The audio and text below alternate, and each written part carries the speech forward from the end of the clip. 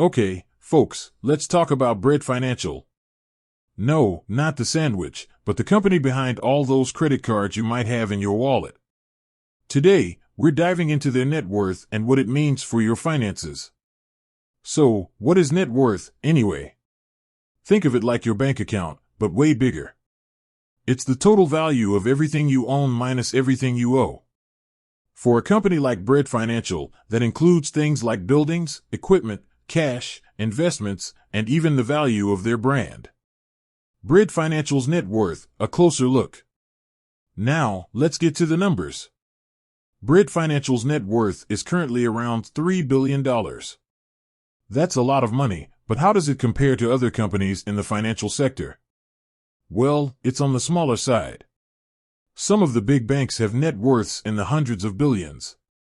But don't let that discourage you. Bread Financial is a relatively young company, and they've been growing rapidly.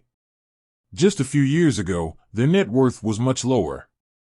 This suggests that they have a strong potential for continued growth in the future.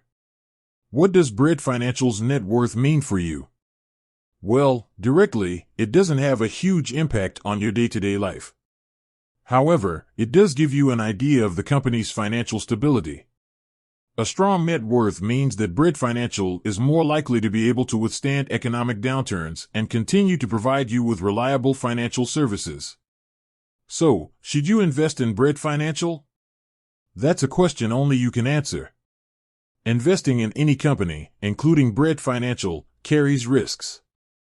It's important to do your own research and understand the potential risks and rewards before making any investment decisions.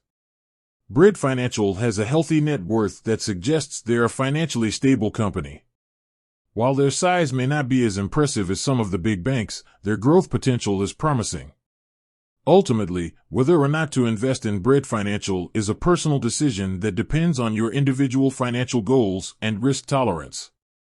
With that said, thanks for watching, and until next time.